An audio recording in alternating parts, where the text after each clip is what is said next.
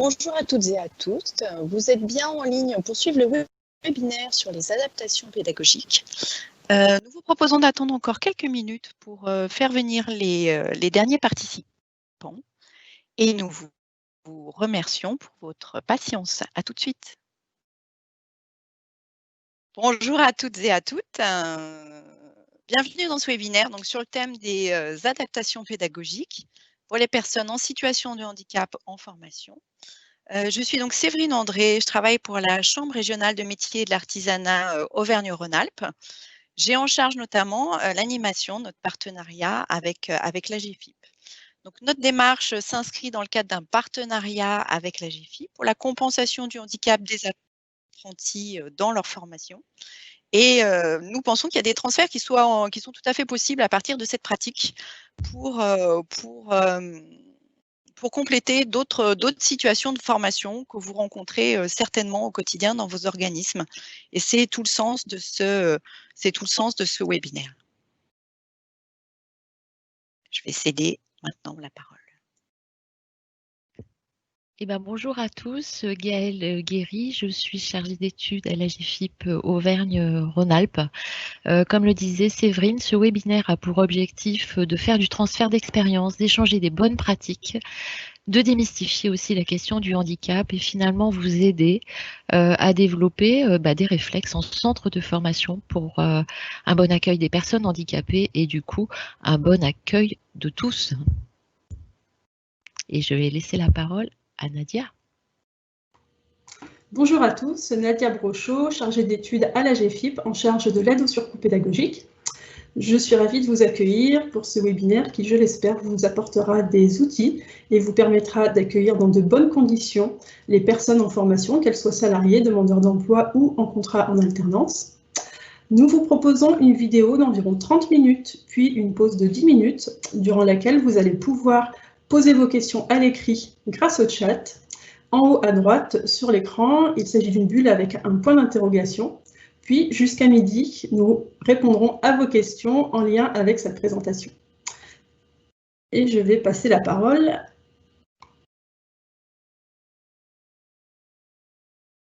Oui, alors nous prions de nous excuser, nous avons un petit souci avec notre dernière intervenante, qui est Coralie Burgère de la Chambre des métiers de l'Isère, qui va rebrancher son micro.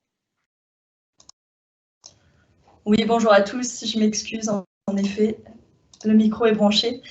Coralie Burgère, bienvenue, je suis psychologue du travail, référente handicap et apprentissage à la Chambre de métiers Auvergne-Rhône-Alpes. Je suis heureuse de participer à ce webinaire et tenterai autant que possible de vous accompagner dans cette mission. Pour les questions de fond, les cas pratiques, les illustrations et les échanges de bonnes pratiques, on se retrouvera le 8 octobre pour une session exclusivement dédiée aux questions-réponses à l'oral sur la thématique. Pour préparer ce temps d'échange, un questionnaire vous sera accessible via le chat et vous sera adressé par mail afin de poser et anticiper ces questions. Je vous souhaite à tous un bon visionnage et vous dis à tout à l'heure pour le temps d'échange. Bonjour à toutes, bonjour à tous, je m'appelle Gaëlle Guéry, je suis chargée d'études et de développement à l'AGEFIP Auvergne-Rhône-Alpes. Je suis très heureuse de vous accueillir dans ce webinaire intitulé « Mieux accompagner les personnes handicapées dans leur parcours de formation professionnelle ». L'objectif de ce webinaire est de vous aider, organismes de formation ou CFA, à mieux accueillir et mieux intégrer les personnes handicapées au sein de vos parcours de formation. Que ces personnes soient demandeurs d'emploi, qu'elles soient salariées, qu'elles soient en contrat d'apprentissage ou qu'elles soient en contrat de professionnalisation. Dans ce webinaire, il y aura à la fois des apports méthodologiques pour vous aider à repérer et identifier ces situations de handicap le plus en amont possible. Il y aura également des exemples concrets avec des besoins d'adaptation, mais aussi des solutions de compensation qui ont pu être mises en œuvre dans des situations de formation. On aura également un point sur le référent handicap en centre de formation qui a un rôle central, mais qui est finalement la cheville ouvrière au sein de la structure de formation, qui va travailler avec tout le collectif en interne mais aussi en externe pour co-construire des solutions de compensation. Il n'est pas tout seul, il va falloir qu'il s'entoure et on évoquera les acteurs qui existent en Auvergne-Rhône-Alpes et qui pourront l'aider pour adapter les parcours de formation. Enfin, je vous parlerai de la ressource handicap et formation, qui est une nouvelle offre de service qui est initiée par l'AGEFIP et ses partenaires et qui est là pour vous aider dans le cadre de situations individuelles de formation qui seraient sans solution. Elle sera également là, cette ressource handicap et formation, pour vous accompagner, pour vous faire monter en compétences sur l'accueil des personnes handicapées en formation. Ce webinaire a été co-construit par l'AGEFIP et la Chambre régionale des métiers et d'artisanat Auvergne-Rhône-Alpes, le service communication Séverine André. Il sera co-animé avec Coralie Burger, qui est référente apprentissage et handicap à la CMA de l'Isère. Je tiens à remercier très chaleureusement la Chambre régionale des métiers et je vous dis à très vite.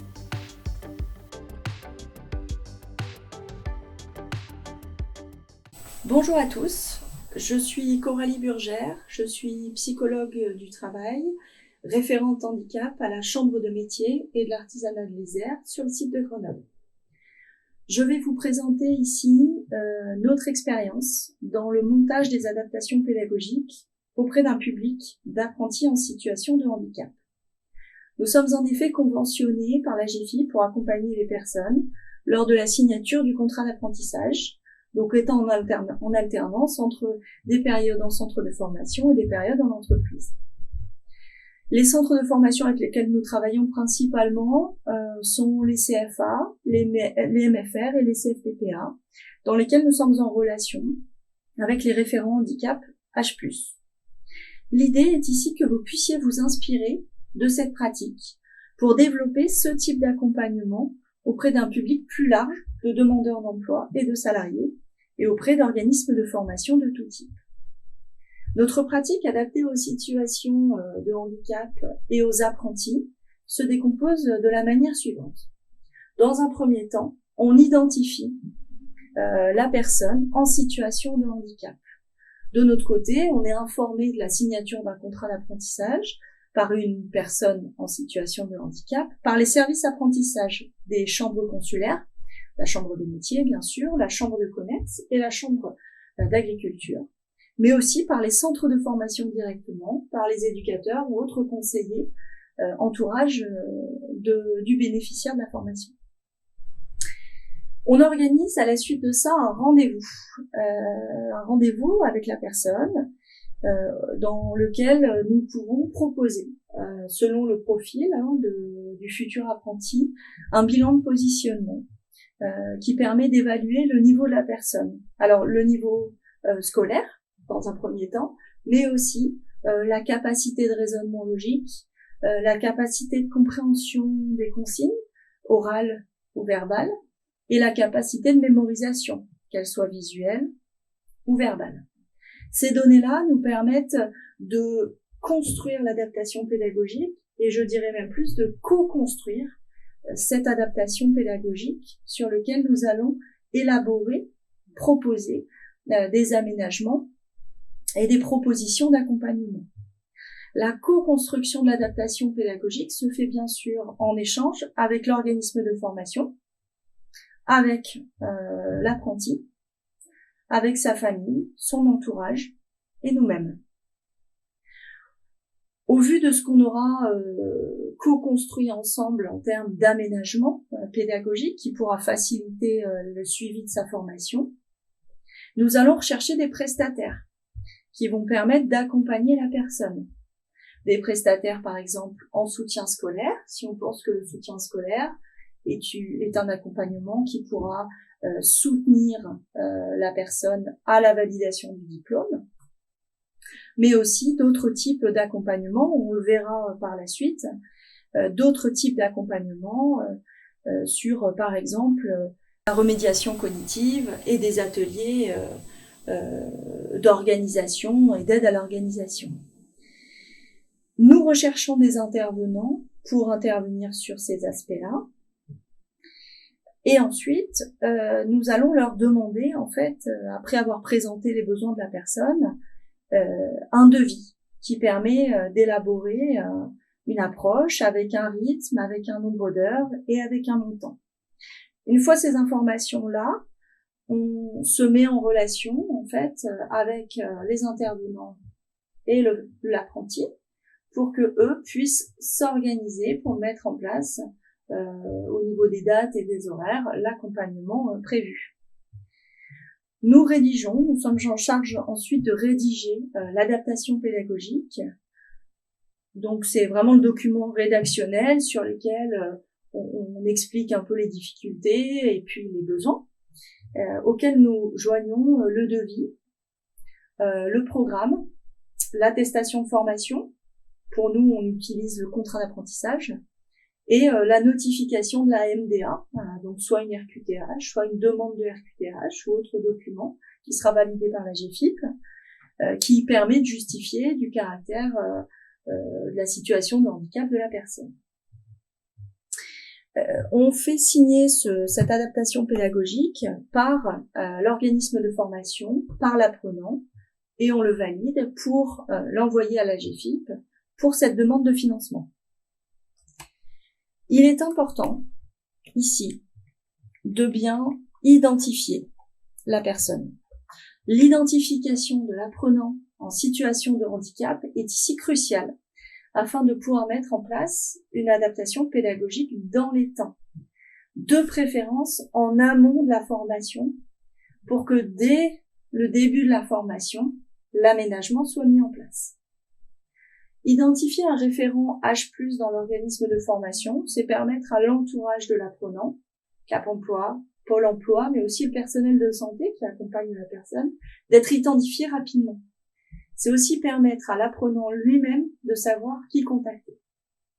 Les organismes de formation, de leur côté, peuvent prévoir une case à cocher lors de l'inscription de la personne pour identifier une personne en situation de handicap et lui proposer rapidement un accompagnement et un rendez-vous pour réfléchir à cette adaptation pédagogique qui sera mise en place.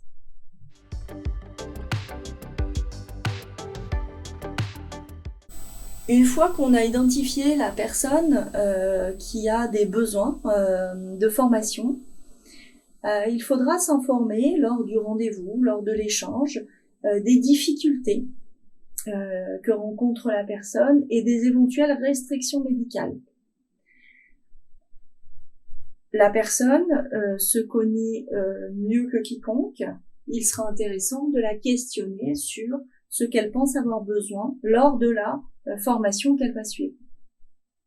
Lors de la première rencontre individuelle avec l'apprenant, l'important est de questionner sur les besoins d'adaptation et les difficultés qu'elle peut être amenée à rencontrer, plutôt que sur la typologie de handicap. Cet aspect reste confidentiel et peut être gênant à exprimer pour la personne. Il ne faut pas oublier que l'apprenant se connaît mieux que quiconque et qu'il est intéressant de l'impliquer, voire même essentiel de l'impliquer dans la réflexion d'une adaptation pédagogique à sa formation. Ce qui permettra aussi d'aller sur des aménagements qui correspondent à l'apprenant et qu'il soit pleinement volontaire dans les aménagements mis en place. Le référent handicap n'est pas médecin. Il doit co-construire l'adaptation pédagogique avec l'apprenant. Et c'est l'apprenant qui pourra apporter, selon ses souhaits, tout document permettant d'aider à la réflexion. La liste des restrictions médicales, un courrier d'un médecin ou d'un spécialiste. Pour toute situation où vous sentez avoir besoin d'un soutien d'un spécialiste, c'est là où on peut mettre en place en fait une prescription PAS, prestation d'accompagnement spécifique, qui permet de faire intervenir un spécialiste du handicap. Pour information, il est important d'avoir en tête la liste des différents des différentes grandes typologies de handicap. Les situations que l'on rencontre le plus souvent sont souvent des personnes qui peuvent présenter des troubles psychiques ou des troubles cognitifs. Je vais vous expliquer la différence entre ces différents troubles. Dans les typologies de handicap, on a les handicaps cognitifs. Donc les handicaps cognitifs sont des handicaps qui rendent difficile la compréhension de consignes et qui demandent une certaine qui implique une certaine lenteur de compréhension et de mémorisation. Les handicaps cognitifs sont classiquement tous les troubles, ce qu'on appelle les troubles 10, la dyslexie, la dysphasie, la dysgraphie, etc. Les troubles cognitifs ne sont pas à mélanger avec les troubles mentaux, où là on parle de retard intellectuel. Et non plus à ne pas confondre avec les troubles psychiques. Les handicaps sensoriels sont aussi une autre typologie de handicap. Là, on parle d'handicap visuel, d'handicap auditif. Ensuite, on a les handicaps moteurs, par exemple une hémiplégie, une paraplégie. Et ensuite vient les maladies invalidantes qui sont aussi relativement nombreuses dans les personnes reconnues actuellement en situation de handicap. Maladies invalidantes, on peut parler de cancer, de maladie de Crohn, de douleurs chroniques. Alors pour imaginer des solutions à mettre en place en formation pour compenser le handicap, les solutions elles sont d'abord dans les mains de l'apprenant. Comme on le dit, il est important de co-construire l'adaptation pédagogique et de réfléchir avec la personne pour réfléchir aux adaptations pédagogiques. Donc, lors du montage de l'accompagnement, on questionne l'apprenant sur les difficultés qu'il a pu rencontrer par le passé, lors d'autres formations suivies, ou des difficultés qu'il anticipe en amont de la formation. Les adaptations peuvent être de plusieurs sortes. D'abord dans l'organisation, c'est-à-dire la durée de la formation. Est-ce qu'il est important de rallonger la durée de la formation? Si oui, comment on peut organiser cela? Le rythme de la formation, c'est-à-dire le nombre d'heures par semaine. Il nous est arrivé de par exemple, sur un CAP de 35 heures, on a rallongé la durée du CAP sur 3 ans, mais en mettant moins d'heures par semaine. Ça permettait à l'apprenti de prendre plus le temps d'acquérir les compétences utiles au CAP. Au niveau organisationnel, on peut aussi réfléchir à des moyens internes, donc internes à l'organisme de formation et externes mobilisables. Est-ce que ce sont des formateurs qui sont disponibles dans votre organisme de formation, qui pourraient être missionnés pour l'accompagnement d'un stagiaire particulier? Est-ce que c'est un organisme de formation extérieur qui peut venir aider l'apprenant, le bénéficiaire de la formation, à domicile, à son domicile, mais aussi dans les locaux de l'organisme de formation. Donc ça, c'est l'organisation de la formation. Après, au niveau matériel, donc il y a des aides, comme le présente Gaëlle Guéry de l'AGFIP, pour aider à prendre en charge certains matériels, pour aider le bénéficiaire de la formation. Il y a des aides aux aménagements d'examen. Donc, est-ce que la personne a besoin d'un tiers-temps, c'est-à-dire d'avoir un tiers de temps en plus à l'examen? Ce temps-là peut permettre de faire des pauses, de prendre le temps de lire les consignes, de les comprendre, de prendre le temps de rédiger. Ça peut être demandé par l'apprenant. Est-ce qu'il y a besoin aux examens d'un lecteur, scripteur, une personne qui lit les consignes et qui écrit à la place du bénéficiaire? Est-ce qu'il y a besoin de passer l'examen à l'oral plutôt qu'à l'écrit? Si on a des difficultés à la rédaction qui sont notifiées par la MDA, on peut passer un examen à l'oral, ou inversement, de passer un examen à l'oral à l'écrit. Voilà, tout ça, c'est des choses qui sont à poser sur la table pour sécuriser au plus le parcours de formation. En complément de tous ces aménagements-là que vous pouvez proposer dans l'organisme de formation, il y a bien sûr le principe donc des adaptations pédagogiques, où là on vient renforcer de façon concrète la formation du bénéficiaire. Dans ce qu'on a présenté, ça peut être de mettre en place du soutien scolaire. On peut mettre en place du dédoublement, c'est-à-dire le sortir du groupe quand on sent que la personne peut être en difficulté dans un groupe, de le sortir pour avoir un accompagnement sur des éléments précis de la formation en individuel. Ces aménagements-là, en fait, peuvent être vraiment variés dans le sens où si elles s'adaptent aux besoins de la personne et qu'elles permettent de sécuriser sa formation, il faut pouvoir rechercher les partenaires, les prestataires qui peuvent intervenir pour justement compléter ces besoins auprès du bénéficiaire de la formation.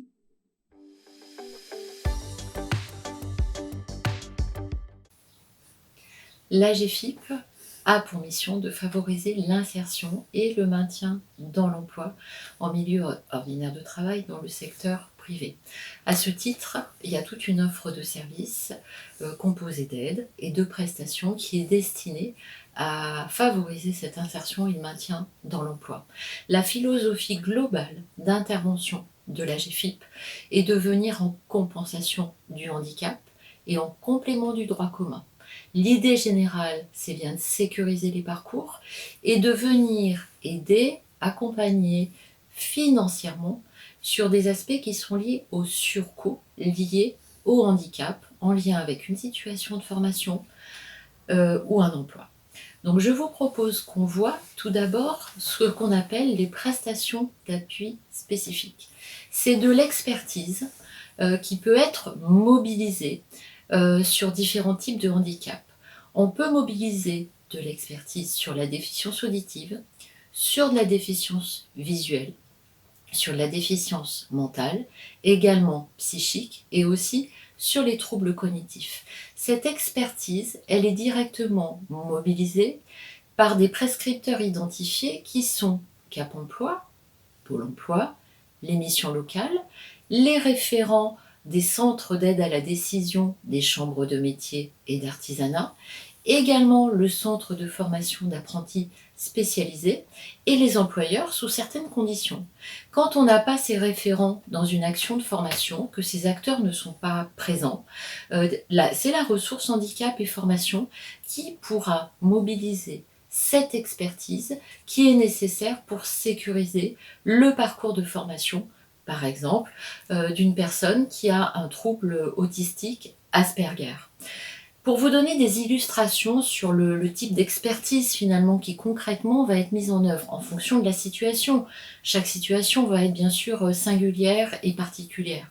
Ça pourra être par exemple de la prise de notes. Ça pourra être par exemple d'aider votre équipe de formateurs à adapter ses supports pédagogiques, d'avoir des supports qui sont faciles à lire, faciles à comprendre, d'avoir des tailles de caractère suffisantes, des contrastes suffisamment intéressants en termes de couleurs et de luminosité. Mais ça peut être aussi, par exemple, de mener une sensibilisation auprès du collectif de formation ou auprès du collectif de travail, puisque quand on parle de sécurisation des parcours de formation, on est bien d'accord, on parle de l'ensemble du parcours, de l'accueil de la personne en formation jusqu'à la validation d'un examen ou d'une certification, et ça comprend bien sûr les heures en centre, mais également les heures en entreprise.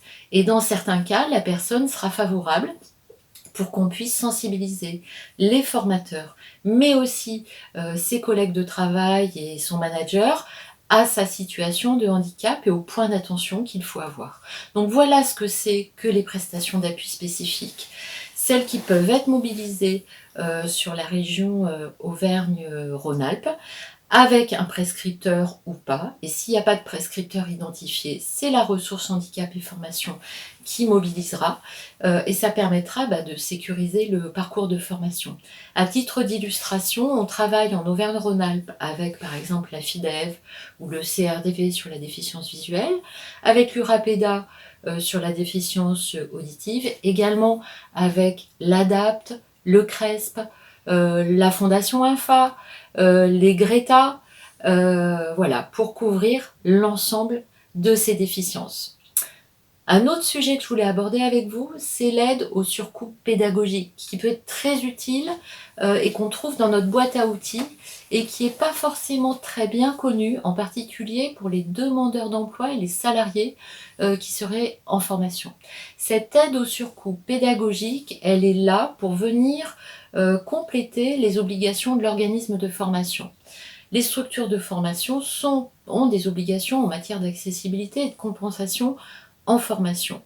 Mais à côté de ces obligations, la GFIP peut venir en complément pour aider sur du surcoût pédagogique, sur par exemple du soutien scolaire qui serait supplémentaire, qui est nécessité par le handicap, parce qu'il y a besoin de remédiation cognitive, parce qu'il y a besoin de passer un petit peu plus de temps pour préparer un examen. Voilà, donc c'est des temps supplémentaires qui ne sont pas normalement prévus dans le cadre de la formation qui est proposée. Et c'est ce temps-là que la GFIP peut venir financer. La demande, elle est directement formalisée par la structure de formation qui l'adresse directement à la délégation régionale.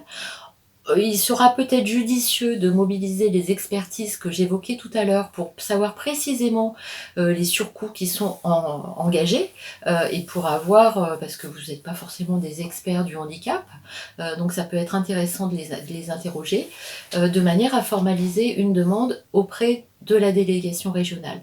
Donc c'est important de la connaître, cette aide, parce qu'elle peut venir clairement vous aider à mettre en place ces compensations nécessitées par le handicap. Enfin, il y a d'autres aides qui sont des aides techniques, qui là, elles seront mobilisées directement par le bénéficiaire en formation. Ça pourra être par exemple des aides, je pense aux agrandisseurs, aux loupes, aux logiciels de dictée vocale, à tous les appareillages techniques qui peuvent être utiles dans le cadre d'une formation et qui peuvent faire l'objet d'une demande de financement auprès de la GFIP. Également les prothèses auditives sur lesquelles on peut intervenir en complément de ce que peuvent proposer les MDPH avec la PCH, la prestation de compensation du handicap. Voilà, je ne vais pas rentrer dans le détail de toutes les aides, mais c'est pour vous donner un petit peu la vision du panel possible et des appuis finalement qui peuvent exister dans notre boîte à outils pour vous aider à bien accueillir les parcours de formation de personnes handicapées au sein de vos structures. Toutes les aides et les demandes financières qui sont adressées à la GFIP sont adressées de manière dématérialisée sur la boîte mail générique dédiée. Et il y a un dossier de demande d'intervention qui est téléchargeable sur notre site internet. Je vais maintenant vous présenter un exemple d'adaptation pédagogique classique que l'on peut mettre en place dans le cadre de notre mission. Nous avons par exemple Adrien qui a 16 ans et qui est apprenti en CAP pâtisserie. Adrien est dyslexique et présente des difficultés dans ses apprentissages, ce qui l'a souvent mis en difficulté à l'école. Dans le cadre de son apprentissage, il bénéficie d'adaptations pédagogiques pour l'aider dans sa formation.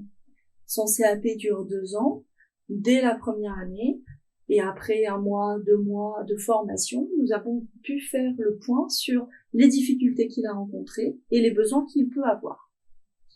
L'adaptation pédagogique qui a été montée pour l'aider dans sa formation se décompose en 1h30 de soutien scolaire à domicile en français et en méthodologie sur les périodes en entreprise et 1 heure de dédoublement au CFA en mathématiques. Donc, c'est-à-dire qu'à la place d'être en groupe avec un professeur en situation de groupe dans une matière particulière où il était en difficulté, on a jugé intéressant avec Adrien qu'il sorte de ce groupe-là pour qu'il puisse avoir un accompagnement individuel sur une partie de sa formation et pouvoir remonter son niveau ou en tout cas suivre le programme d'une façon un peu plus adaptée. En plus de ça, on avait jugé utile de mettre en place des séances de remédiation cognitive. La remédiation cognitive, c'est un outil, on va dire, un peu plus ludique pour permettre à l'apprenant d'apprendre à apprendre. C'est-à-dire comment fonctionne mon cerveau, comment je mémorise, et en analysant sa façon de travailler, ça me permet d'être plus habile dans ma façon ensuite de prendre des notes, de comprendre les consignes. C'est utiliser d'autres types d'outils pour la mémorisation, la compréhension, qui sont des notions indispensables à la formation. Adrien a pu progresser à son rythme, il a repris certaines bases, il a amélioré aussi et surtout sa confiance en lui, parce que le scolaire n'était plus si anxiogène. Il a amélioré sa confiance, il se rend compte de ses capacités, sa motivation et son implication en entreprise a donc redoublé. Il a donné entière satisfaction à son employeur. Il a participé vraiment de façon très implicite à sa formation. Par exemple, des conseils essentiels pour accompagner une personne en situation de 10, ça va être davantage de l'encourager, de dédramatiser ses erreurs, de repérer et de relever ses points forts, d'insister sur le plaisir de faire, de l'aider à organiser son travail, de décomposer les tâches en consignes plus simples. Toutes ces méthodes-là, en fait, peuvent être pris en charge par des formateurs de l'organisme de formation qui se sont habiles sur ce type d'approche, mais aussi des intervenants extérieurs pour l'accompagner en soutien scolaire et revoir certaines bases que la personne suit traditionnellement en formation. Je vais vous parler d'un acteur qui s'appelle la Ressource Handicap et Formation, qui est une nouvelle offre de service initiée par la GFIP et ses partenaires. En Auvergne-Rhône-Alpes, nos partenaires sont la Directe, le Conseil régional, la Direction régionale de Pôle emploi, l'Agence régionale de santé, le Fonds pour l'insertion dans les fonctions publiques. C'est une offre de service qui est déployée sur l'ensemble des régions pour aider les structures de formation dans la sécurisation du parcours de formation des personnes handicapées. Donc c'est important de connaître cet acteur que vous pourrez solliciter et qui viendra en appui. Sa particularité, c'est que cette nouvelle offre de service, elle a été co-construite avec les acteurs emploi-formation sur le territoire. Et je dirais qu'elle est vivante et elle va poursuivre d'être dans une démarche de co-construction. Elle est articulée étroitement avec la démarche H+, formation, qui existe en Auvergne-Rhône-Alpes et qui est portée par le Conseil régional avec le soutien de la GFIP. Et autre particularité, elle ne fait pas à la place d'eux. Elle vous aidera à analyser une situation individuelle, elle vous informera, elle vous conseillera, parfois elle vous réorientera vers des experts, mais elle ne fera pas à votre place. Elle est là pour vous faire grandir sur le sujet des personnes handicapées en formation pour qu'à terme vous deveniez autonome. Finalement, elle se donne pour mission et pour objectif de vous permettre de rendre votre offre de formation accessible pour tous. Au-delà d'aider sur les situations individuelles de formation, finalement, un de ces autres axes, ça va être de vous professionnaliser au travers de ces situations individuelles, de vous faire toucher du doigt les difficultés que peuvent rencontrer les personnes handicapées en formation, mais aussi vous faire toucher les solutions qui existent, puisqu'il en existe plein. Et souvent, on est sur des solutions de bon sens dans la plupart des cas. Donc, vous aider à démystifier cette question du handicap pour que vous puissiez accueillir tous les publics. Vous allez voir qu'en progressant sur ces questions, finalement, vous allez gagner auprès de l'ensemble de vos publics, de l'ensemble de vos clients, et du coup, vous allez gagner en crédibilité. Une autre de ces actions, ça va être de pouvoir vous offrir des espaces pour échanger sur les situations individuelles rencontrées. Ce qu'on voudrait faire à court, moyen terme, c'est de vous proposer des ateliers d'échange de pratiques, à distance, pourquoi pas, mais qu'on puisse parler des situations individuelles que vous avez, qu'on puisse voir un petit peu les freins, les difficultés, les solutions qu'on peut apporter, et ça qu'on puisse le partager, parce qu'on n'a jamais les solutions tout seul. Chacun a toujours un petit bout de solution, et c'est bien en se réunissant ensemble qu'on arrivera à adapter les parcours. Donc c'est une autre des priorités de la ressource handicap et formation. Quand est-ce qu'on la mobilise? Idéalement, avant le démarrage du parcours de formation, de manière à ce qu'on puisse anticiper les choses et qu'on puisse mettre en œuvre les solutions de compensation dans des délais raisonnable. Ça, c'est la situation idéale. Il va y avoir probablement des cas de figure où la RHF va être sollicitée et le parcours de formation sera engagé. C'est pas grave, on fera avec les éléments qu'on a, mais la situation idéale, c'est d'anticiper avant, donc de repérer les situations de handicap avant le démarrage. On regardera bien les questions d'adaptation sur la partie des heures centres, également sur la partie des heures en entreprise et également sur les éléments de passage d'examen et de certification. C'est bien tous ces temps de formation qu'il faudra examiner pour voir s'il y a des besoins d'adaptation ou pas. Comment est-ce qu'on la mobilise? C'est très simple. Il y a un seul numéro en Auvergne-Rhône-Alpes, c'est le 04 74 94 20 et 21 et une adresse mail, tout en minuscules, rhf-agfip.asso.fr. À bientôt. Je vous remercie de votre attention, en espérant avoir été clair, en vous ayant donné des billes pour justement vous inspirer de tout cela dans la mise en place des adaptations pédagogiques dans votre organisme de formation. Au plaisir!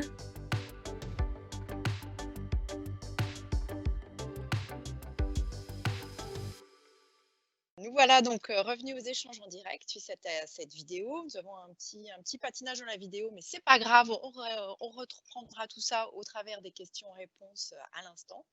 Nous espérons que le film vous aura intéressé, qui vous aura ouvert de nouvelles perspectives dans vos pratiques, mais certainement aussi qu'elle aura suscité un certain nombre de questionnements. Nous avons vu qu'il y avait déjà des personnes qui avaient commencé à poster des questions et nous les en remercions. Nous vous invitons justement à partager toutes ces questions en deux temps. Donc aujourd'hui, dans un premier temps, au travers du chat que vous retrouvez avec l'icône avec des bulles bleues et un point d'interrogation qui va vous permettre de poser les questions directement dans le cadre du chat et à laquelle nous répondrons ensuite à l'oral. Et puis, bien évidemment aussi, pour la suite, lors d'une prochaine séance qui se déroulera donc le 8 octobre, avec cette fois-ci des échanges directement de vive voix entre les différents participants et les différentes expertes qui répondront donc à vos différentes questions. Donc aujourd'hui, nous vous proposons de traiter donc un peu vos questions de premier niveau qui peuvent faire suite aux questionnements et susciter suite aux différentes informations qui ont été donc diffusées là à l'instant dans la vidéo, et de garder peut-être vos situations, vos cas pratiques pour les échanges qui seront plus d'un autre ordre et qui se dérouleront donc lors de notre prochaine séance le 8 octobre. Ce que nous vous proposons donc maintenant, c'est de faire une petite pause d'une dizaine de minutes afin de vous permettre déjà de faire une pause, de pouvoir digérer l'ensemble des informations qui vous ont été diffusées, mais aussi et surtout de pouvoir continuer à nous poser toutes vos questions à l'écrit via le chat. Donc je le rappelle, c'est la petite bulle bleue avec un point d'interrogation et qui vous permettra de nous solliciter et à la suite de laquelle nous répondrons à toutes vos questions. Donc à cet instant, il est à mon écran 10h43. Je vous propose de nous retrouver à 10h53 et je vous souhaite une bonne pause et à tout à l'heure.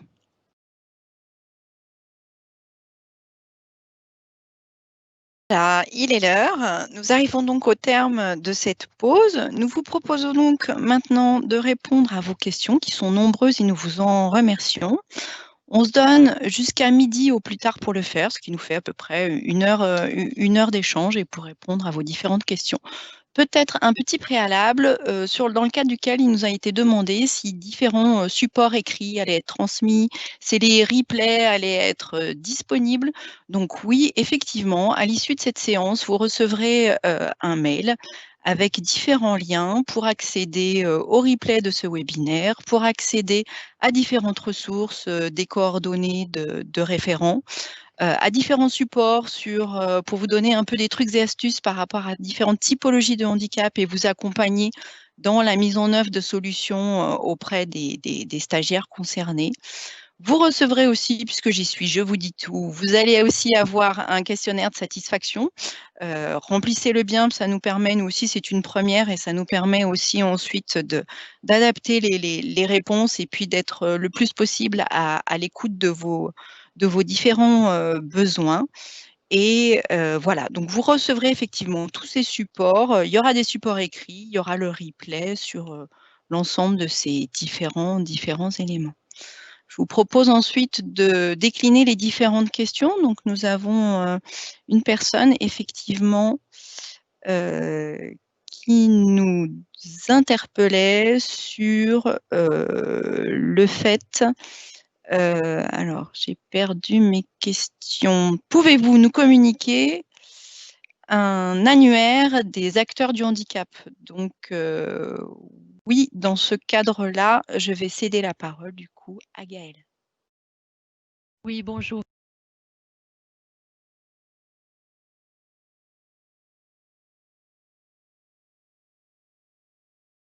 Alors, il se trouve que Gaëlle a oublié de brancher son micro, donc elle va recommencer. Oui, désolée. On est souvent interrogé du côté de la ressource handicap et formation sur la mise à disposition d'un annuaire de tous les acteurs emploi, formation et handicap. C'est toujours difficile d'avoir un annuaire complet qui soit à jour et maintenu à jour. Donc il y a des coordonnées des acteurs qu'il est important d'avoir en tête, que vous allez retrouver sur Internet. Et donc, à la réponse annuaire, non, on n'a pas un annuaire. Mais je vous invite à aller, par exemple, sur le site de Via Compétences, où vous pourrez retrouver, par exemple, les coordonnées des Cap Emploi et des maisons départementales des personnes handicapées. C'est déjà des premiers niveaux d'acteurs qui vont beaucoup pouvoir vous aider dans certains cas. Concernant les chambres de métiers et les centres d'aide à la décision, sur le site internet de la CRMA, on a également tous les interlocuteurs. Voilà. Vous n'avez pas besoin en fait de vous constituer un annuaire pour avoir un annuaire et répondre à l'indicateur 26. C'est pas suffisant. Finalement, vous allez progresser aussi sur les questions du handicap au fil des situations que vous allez rencontrer et c'est comme ça que vous allez créer votre propre réseau. Donc les acteurs et les premiers acteurs à connaître, c'est bien sûr le réseau Cap Emploi, également Pôle Emploi et Missions Locales, la maison départementale des personnes handicapées dans chaque département, la ressource handicap et formation dont on vous a parlé tout à l'heure, qui est là pour vous aider justement quand vous êtes un petit peu noyé, que vous avez l'impression d'être dans un maquis. Voilà.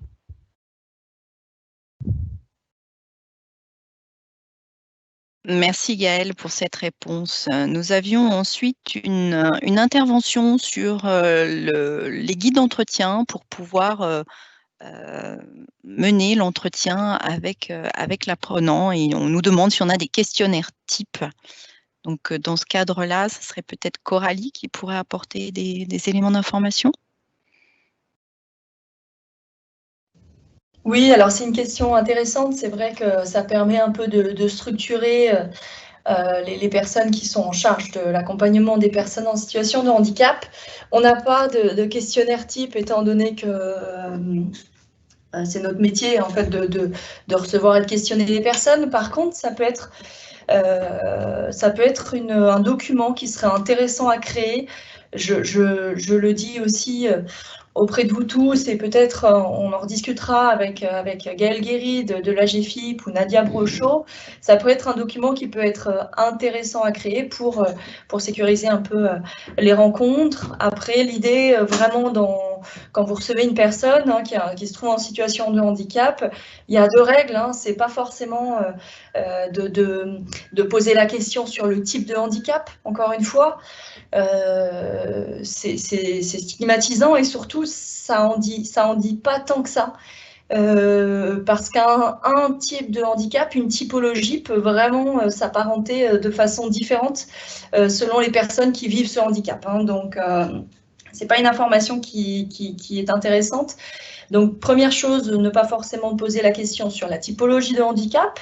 Et deuxième chose, des questions ouvertes, tout simplement sur quels sont vos besoins, sur quelles difficultés vous redoutez, qu'est-ce qui vous questionne par rapport à cette formation. Ces questions-là sont des questions dites ouvertes, c'est-à-dire que derrière, la personne, l'apprenant, va émettre ce qu'elle souhaite et ira dans le niveau d'intimité, on va dire, et de confidentialité qu'elle souhaite. Ce sera vraiment lui qui ira là où il veut aller. Donc voilà pour cette réponse.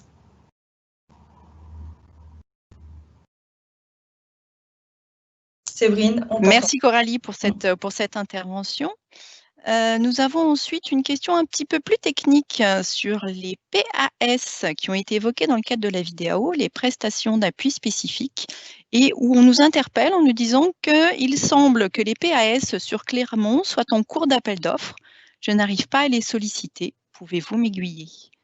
Alors, Gaëlle ou peut-être Nadia. Gaëlle, pour une réponse?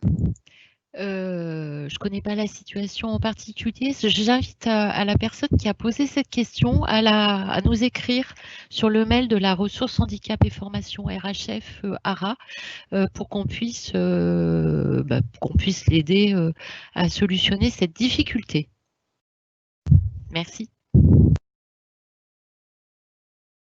Très bien, merci Gaëlle. Ensuite, nous avons une question un petit peu plus large sur les obligations des organismes de formation concernant le handicap. Et on nous demande, est-ce que vous pourriez nous préciser quelles sont les obligations des organismes de formation concernant le handicap? Donc peut-être Gaëlle qui pourra avoir des éléments de réponse. Alors, c'est vrai qu'il y a un certain nombre d'obligations qui sont pas récentes du côté de l'accueil des personnes handicapées pour les centres de formation. Je vais revenir en arrière. En fait, ça vient directement de la loi de février 2005 qui a été déclinée à l'issue par 2 décrets. Le premier décret du 9 janvier 2006 qui parle d'accueil à temps partiel, de durée adaptée de formation, de mise en œuvre d'adaptation individuelle et collective, de rendre accessibles les supports de cours, le matériel pédagogique, de réunir, d'utiliser les technologies aussi de l'information, etc. Donc dès 2006, en fait, il y a un décret qui parle de l'accessibilité pédagogique.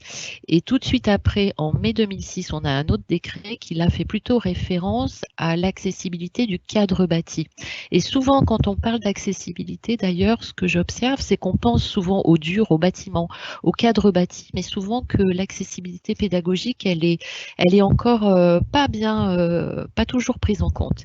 Il y a une autre obligation, celle-ci qui est toute récente et que vous connaissez pour la plupart, puisqu'on a eu beaucoup de sollicitations sur ce sujet du côté de la ressource handicap et formation, c'est le référentiel national sur la qualité des formations, Qualiopi, issu de la loi Avenir Professionnel. Le référentiel national Qualiopi s'impose à toutes les structures de formation qui dépendent, je dirais, qui émargent à la commande publique, mais c'est très large. Ça peut être aussi bien de la commande région, Pôle emploi, mais aussi qui vient des OPCO, de la GFIP, de la Caisse des dépôts. Donc ça concerne énormément de structures de formation, presque quasiment toutes. Ce référentiel, il est obligatoire. Il y a des audits qui sont réalisés et certains d'entre vous ont déjà été audités. Et il prend en compte des critères handicap. Et il y en a plusieurs critères handicap qui permettent, je dirais, d'aider l'organisme à prendre en compte le handicap de l'accueil de la personne jusqu'à la passation du test, de l'examen ou du diplôme. Donc, il va bien au-delà de l'indicateur 26. Très souvent, on est interrogé du côté de la RHF sur l'indicateur 26 qui fait plus référence à une liste de partenaires, à un annuaire que j'évoquais tout à l'heure. Accueillir des personnes handicapées, c'est aller, on va au-delà de l'annuaire. Finalement, c'est être en capacité d'anticiper une situation. Donc, avec un questionnement en amont qui permet d'identifier. Vous avez déjà des outils de présélection ou des fiches de préinscription. C'est sur vos documents finalement qu'il faut rajouter des mentions pour pouvoir identifier des difficultés éventuelles de manière à pouvoir agir ensuite. Donc voilà un petit peu au niveau des obligations des OF. Alors certes, c'est des obligations qui peuvent paraître fortes.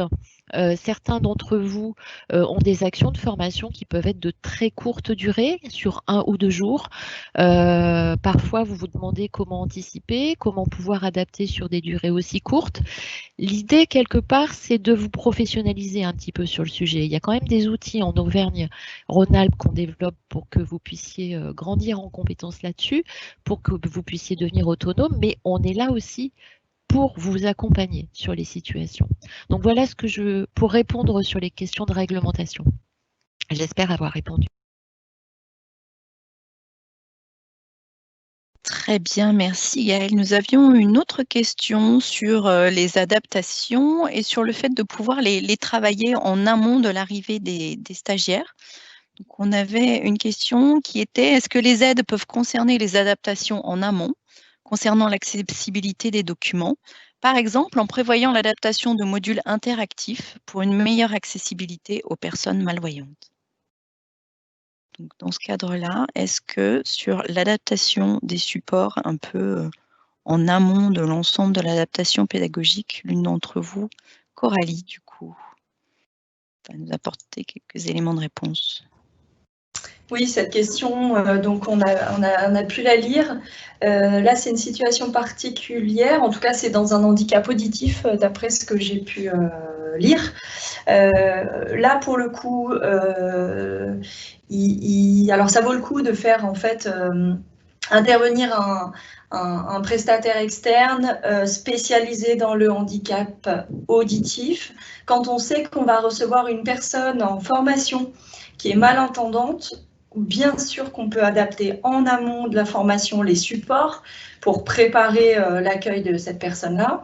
Mais c'est vrai qu'on n'est pas... on a besoin d'informations et d'aide sur ce point-là. Donc, ça vaut le coup de contacter le prestataire qui intervient par le biais d'un PASS, prestation d'appui spécifique. Peut-être que pour avoir les coordonnées des différents prestataires selon le type de handicap, il faudra questionner la RHF pour recevoir justement les coordonnées des différents interlocuteurs spécialisés selon le type de handicap. Donc là, malentendant, par exemple, on a travaillé avec la FIDEV, c'est peut-être eux qui sont représentés sur tous les départements. Gaëlle nous le redira. Mais voilà, on a des partenaires, donc il faut les contacter et créer avec eux, adapter avec eux les supports de formation en amont de la formation.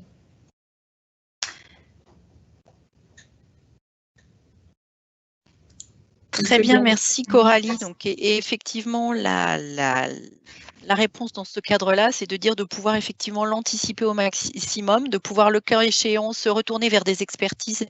Il y a des prestations qui sont proposées par la GFIP dans ce cadre, et de bien se retourner en fait vers les organismes prescripteurs qui ont été présentés dans la vidéo pour pouvoir bénéficier d'une prescription envers les publics concernés.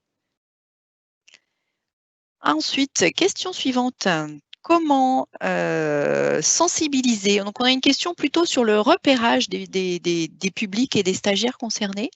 Et avec Odile qui nous demande comment sensibiliser au mieux les futurs apprenants à signaler leurs besoins d'adaptation avant leur rentrée en formation courte, avec des publics notamment salariés pour des formations courtes, donc d'une durée simplement de 1 à 2 jours. Gaëlle va nous répondre. Oui, je vais compléter par rapport à ce que je disais tout à l'heure. Effectivement, il y a d'autres outils finalement qui peuvent permettre aussi d'aider à anticiper ces situations en amont. Il y a tous les documents en fait dont vous disposez en tant qu'organisme de formation quand vous procédez à des inscriptions ou quand vous analysez un besoin. Donc c'est des éléments qu'il faut utiliser en rajoutant peut-être des questionnements comme l'indiquait Coralie tout à l'heure, pas tellement sous l'angle de êtes-vous handicapé, oui, non, mais plutôt sous l'angle est-ce que vous avez besoin d'adaptation pour ce parcours de formation et si oui, lesquels? Quand vous intervenez en intra dans les locaux d'une entreprise cliente, moi je vous invite à interroger votre client pour savoir s'il a connaissance de collaborateurs ayant des difficultés en lien avec le handicap qui nécessiteraient d'adapter la formation. Il faut avoir ce réflexe-là. Ne pensez pas que votre client entreprise pensera automatiquement à vous l'indiquer. C'est bien à vous d'aller chercher cette information pour pouvoir anticiper au mieux ensuite.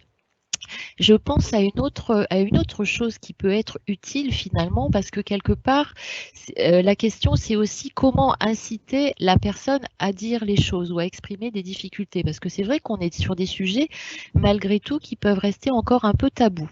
On a parlé de Calliope tout à l'heure. Pour la plupart, vous allez rentrer dans la démarche. Un certain nombre d'entre vous sont déjà audités et certifiés Calliope. Ça veut dire que c'est quelque chose sur lequel vous allez aussi pouvoir communiquer. Vous avez pour la plupart des outils Internet ou des plaquettes et rien ne vous empêche sur ces outils d'indiquer que vous êtes sensible à la question du handicap et à l'accueil de tous les publics. Et des messages comme ça en termes de communication peuvent être, perçus de manière très favorable et du coup apporter de la confiance avec l'apprenant. Donc c'est des éléments aussi un petit peu supplémentaires sur le sujet pour amener la personne à évoquer ses difficultés éventuelles.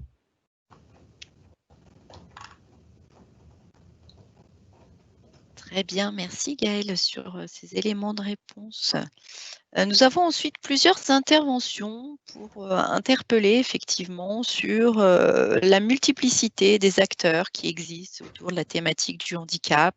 Alors, la question était déjà aussi un peu évoquée de façon un peu concrète tout à l'heure au travers de la demande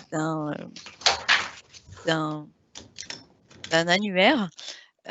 Simplement, nous avons plusieurs demandes sur comment s'y retrouver parmi tous les partenaires intervenant dans le domaine, avec différents organismes cités tels que Cap Emploi, les pôles emploi, la région, les conseils départementaux. Et une question sur existe-t-il un organigramme, si possible le plus simple possible pour se retrouver un petit peu dans la multiplicité de ces acteurs. Alors, est-ce qu'on a un organigramme quelque part? Je pense que tu as la réponse, Séverine. Non, il n'y a pas d'organigramme qui existe.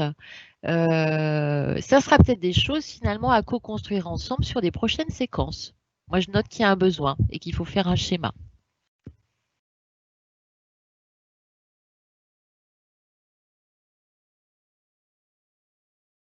Eh bien voilà, on avait dit qu'il y aurait des suites à ce webinaire et nous sommes effectivement actuellement en train de les construire. Nous avons ensuite une question sur une... Oui, Coralie, tu veux intervenir? Oui, pour en effet repréciser, peut-être si quelqu'un se trouve en difficulté par rapport à l'accueil ou des questions comme ça, je pense qu'il y a 2 numéros de téléphone à faire. Je pense qu'il y a la RHF, bien sûr, comme parlait Gaëlle Guéry, c'est-à-dire qui peut me renseigner sur mon territoire pour m'accompagner. Et puis, il peut y avoir Cap Emploi qui est en fait un acteur majeur, hein, parce que c'est vraiment le Cap Emploi, c'est le pôle emploi pour les personnes en situation de handicap. Donc ça vaut le coup aussi de les contacter, peut-être de tisser un réseau avec eux, au moins pour apporter un premier niveau d'information. Donc si vous êtes vraiment, si vous sentez seul à un moment donné, il y a tout ce système-là, la RHF ou Cap Emploi. Voilà, proposition. Très bien, merci. Alors, nous avons ensuite des questions, une question plutôt sur une typologie de handicap et qui interpelle en demandant, donc c'est sur le handicap psychique, est-il pris en charge dans le cadre du dispositif? Handicap psychique. Coralie? Oui, bien entendu, hein. Le handicap psychique est bien entendu pris en charge dans le cadre des adaptations pédagogiques, étant donné que c'est un handicap qui, parmi les autres, hein, c'est un handicap qui est souvent invisible. C'est vrai qu'on n'en parle pas assez de ce type de handicap. On s'imagine que le handicap, c'est une personne en fauteuil roulant. C'est souvent des images qui reviennent très vite. Parce qu'aussi dans l'inconscient collectif, on parlait initialement de cotorep, où c'était des handicaps très lourds, où on avait des handicaps qui étaient visibles, où on se disait cette personne-là, elle est en situation de handicap. Maintenant, il faut savoir que le champ du handicap s'est élargi. On parle plus facilement de ces termes-là. C'est moins un tabou. Et de ce fait, il y a aussi une grosse majorité de personnes reconnues en situation de handicap qui présentent des handicaps qui sont invisibles.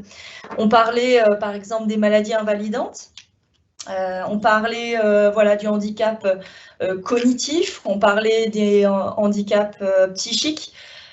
Finalement, en fait, ils sont très présents. Ils représentent quasiment 80% des personnes qui sont reconnues travailleurs handicapés.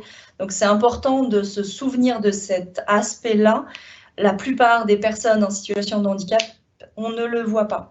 Donc, bien entendu que les accompagnements pour un public psychique est possible. Il y a aussi des prestataires dans le cadre des PAS, PAS, qui peuvent intervenir et accompagner l'organisme de formation sur cette question du handicap psychique qui peut être évidemment difficile à appréhender selon les types de handicap.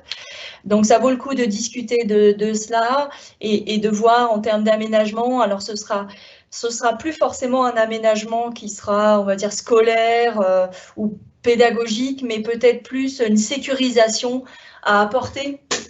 Par exemple, la phobie scolaire, c'est un handicap qui est dans les handicaps psychiques où j'ai pu accompagner des personnes dans cette situation-là. Et là, en l'occurrence, une des adaptations qui permettait de sécuriser un peu le parcours, ça a été, par exemple, d'autoriser la personne à sortir de classe ou à sortir de l'établissement de formation si elle en avait besoin. C'était une jeune fille qui était en CAP tapisserie. Et finalement, de discuter avec les formateurs pour expliquer ça et ce besoin-là de peut-être à un moment donné savoir qu'elle peut sortir de cours parce qu'elle a besoin de prendre l'air, eh ben, ça vaut le coup d'en discuter et de l'autoriser. À partir du moment où on l'autorise, c'est-à-dire, oui, on est informé de votre besoin, voici les possibilités, vous pouvez sortir s'il y a besoin, vous pouvez aller voir tel référent dans l'organisme de formation s'il y a besoin, ne serait-ce que de rendre plus lisible cette accessibilité permet de faire baisser le niveau de pression de la personne. La personne ne va pas forcément sortir de cours systématiquement, mais de savoir qu'on est autorisé de le faire permet déjà de faire baisser la pression. Donc oui, il y a des aménagements, mais plutôt dans le rythme, dans le nombre d'heures, dans les possibilités de faire des pauses, dans la sécurisation de la formation. Ce sont des choses qui sont à mettre en place pour ce type de handicap. Merci Coralie. Gaëlle peut-être qui souhaitait apporter un petit complément? Non, finalement, elle a tout dit. Coralie. Nadia. Ah, non, ok. Nadia? Allez, va pour Nadia. Oui, alors simplement pour...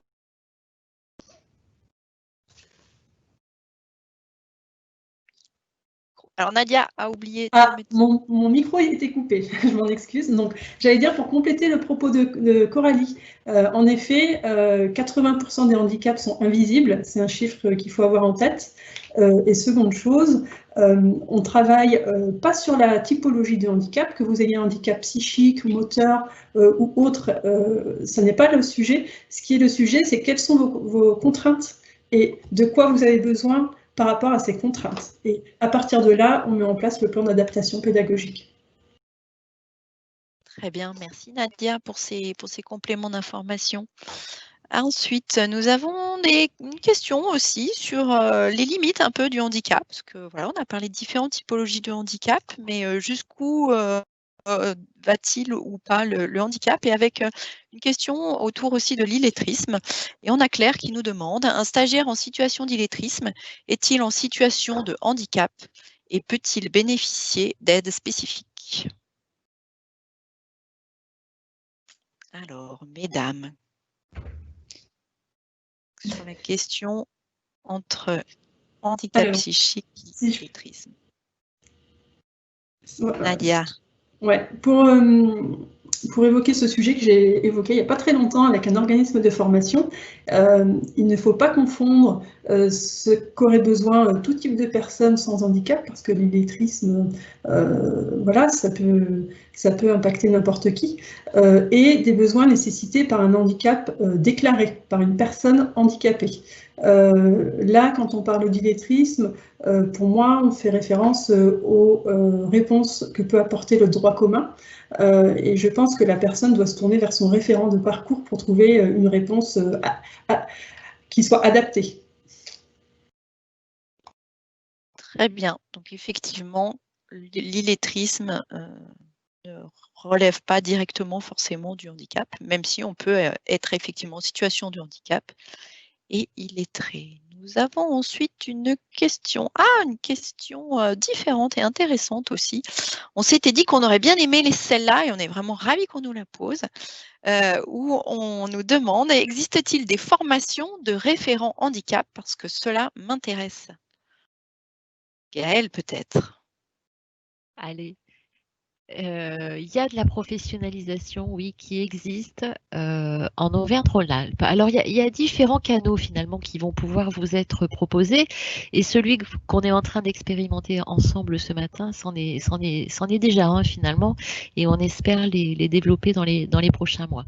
Il y a un premier canal de professionnalisation que l'AGFIP a travaillé avec Via Compétences, qui est le CARIF OREF en Auvergne-Rhône-Alpes. Il y a différents modules qu'on a travaillé avec eux. Il y en a un notamment de 2 jours qui s'appelle Accessibilité et handicap, je crois, sécurisation des parcours de formation. On va faire un premier module la semaine prochaine à Grenoble. Donc il y a des sessions sur cette fin d'année qui sont déjà bien pleines, mais on est en train de travailler sur la programmation 2021. Chez Via Compétences, vous avez aussi un petit module d'auto-formation de 2 heures qui s'appelle un Mookie, que vous pouvez du coup suivre de manière complètement libre. C'est évidemment accessible sur Internet, vous créez un compte et ce Mookie vous apportera en 2 heures un premier vernis sur les questions d'emploi, formation et handicap, que ce soit sur les typologies de handicap, mais je pense aussi aux acteurs ou au schéma des acteurs, puisque c'est des interrogations qui sont quand même beaucoup venues ce matin. Donc c'est un vernis intéressant pour avoir une première approche du handicap. L'avantage, c'est que c'est accessible à tous, donc à vous peut-être référents handicap, mais également à des collègues qui sont peut-être formateurs ou qui font l'accueil des personnes au sein du centre de formation. Il y a un autre dispositif de professionnalisation qui est important, je vous le disais, sur la région, c'est celui qui concerne les structures de formation, soit qui sont déjà dans le dispositif H+ formation, ou qui auront vocation finalement à y être demain. On n'a pas parlé encore de la démarche H+ formation, mais c'est une particularité quand même de notre région. Elle est initiée depuis 2009 par le conseil régional en partenariat avec l'AGEFIP. Et son objectif, c'est d'accompagner les structures de formation à mettre en place une politique d'accueil des personnes handicapées avec un plan d'action très structuré qui est élaboré sur 3 années et qui fait l'objet d'une revoyure tous les 3 ans. À côté de cet engagement dans la démarche H+, la structure de formation qui adhère à cette démarche va nommer un référent handicap en son sein, et ce référent handicap va bénéficier du coup de tout un programme de professionnalisation. Je vous en parle, mais vous avez vu qu'avant je vous ai parlé de Via Compétences, parce que dans la démarche H+ formation, tous les OF ne peuvent pas rentrer dans cette démarche. Elle concerne les offres de formation qui sont qualifiantes, certifiantes et de longue durée. Donc, quand on est une structure de formation qui fait de la formation courte, plutôt en intra, on va plutôt se diriger sur les modules de Via Compétences et également sur les séquences qu'organisera la RHF dans les prochains mois, comme on en fait une ce matin avec la CRMA. Voilà, l'idée c'est de pouvoir aussi vous proposer des temps aussi assez courts où on prend toutes vos questions, on échange sur un sujet. Donc voilà, c'est aussi un moyen pour vous de vous professionnaliser.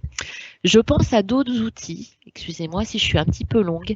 On a un centre de ressources sur le site internet de l'AGEFIP, vous tapez centre de ressources AGEFIP et vous allez voir que là, on a toute une base avec des études sur le handicap, avec des éléments sur la communication, il peut y avoir des notes sur un handicap en particulier. Vous aurez des témoignages à la fois d'entreprises, d'organismes, de stagiaires, enfin bref, c'est une mine et c'est aussi un moyen quelque part de se former sur le sujet.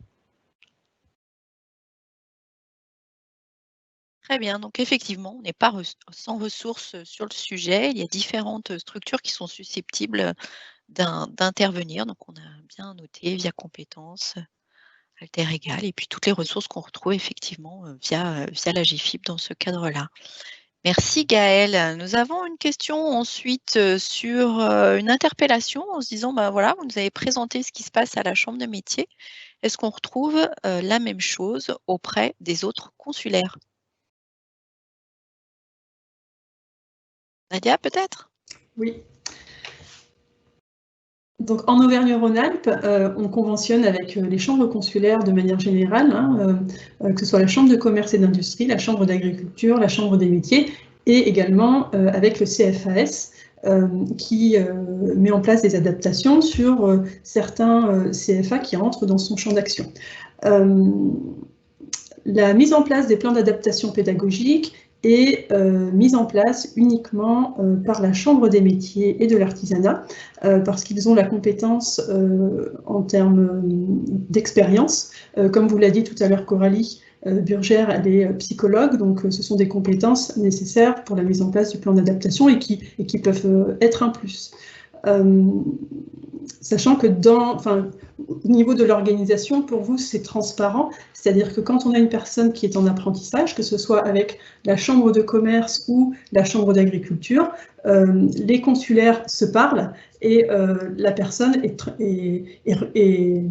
relayée, si je puis dire, vers la chambre des métiers pour la prise en charge de l'adaptation pédagogique. Très bien, merci. Donc effectivement, quel que soit le secteur d'activité de l'entreprise, il y a une possibilité de prise en charge. Je fais le lien avec une autre question que j'ai vue tout à l'heure, parce que j'essayais de les balayer un petit peu toutes, où on nous interpellait de la même façon pour les jeunes qui sont en formation dans le secteur public. Est-ce que quelqu'un veut nous parler un petit peu du FIPH?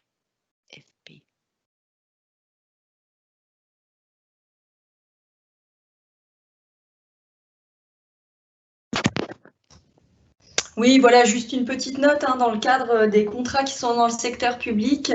Là, il s'agira de contacter le FIPHFP. Donc, il y a vraiment l'AGEFIP qui intervient pour les entreprises du secteur privé et le FIPHFP pour les aménagements dans le secteur public. Et là, en l'occurrence, ce sera Cap Emploi à contacter, qui monte les adaptations pédagogiques pour, par exemple, les apprentis qui sont dans le secteur public.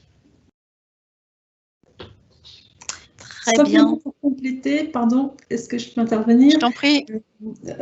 Pour rebondir sur ce que disait Coralie, Cap Emploi, effectivement, pour les personnes qui sont dans le secteur public, et je voudrais préciser aussi que pour les personnes qui sont, que ce soit en contrat de pro ou salariés ou demandeurs d'emploi en formation, elles peuvent également être accompagnées par Pôle emploi et par la mission locale pour, en tant que référent de parcours, pour aider au montage de ce plan d'adaptation pédagogique en lien évidemment avec l'équipe pédagogique de l'organisme de formation.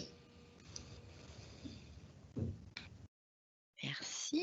Ensuite, nous avons des questions aussi sur les différentes étapes et le fait d'avoir un petit peu un mémo en se disant est-ce qu'on a un support qui reprend les différentes étapes à suivre pour l'accueil, pour le bon accueil, pour un bon accueillant, dit accueillant, on va dire, des stagiaires dans notre organisme de formation, en termes de communication, d'identification, de prise en charge. Quelqu'un souhaite, alors à ma connaissance, il n'y a pas forcément de support, mais peut-être faire rebalayer un petit peu globalement quelles sont les étapes importantes.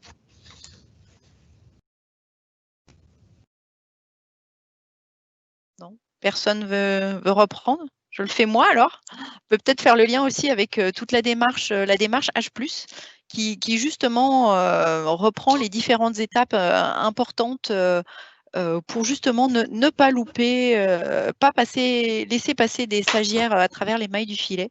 Et ça commence effectivement par une bonne communication sur le fait d'avoir un référent en interne. C'est-à-dire quand on a un référent, il faut le faire savoir, parce que ça permet aussi d'avoir des sollicitations, on va dire, spontanées des stagiaires qui savent qu'ils peuvent parler de cette thématique qui n'est pas forcément facile à aborder, on va dire, spontanément au quotidien, en se disant qu'il y a une personne qui est vraiment dédiée pour ça. Donc ça commence aussi par de la communication sur le fait d'avoir une démarche et un référent dans ce cadre-là. Ça passe ensuite par le fait de l'indiquer aussi systématiquement dans vos documents et d'inviter les personnes effectivement à se déclarer lorsqu'elles sont en situation de handicap. Ça vous permet ensuite effectivement de les solliciter. On a évoqué au travers de vos différents questionnements la question de l'entretien.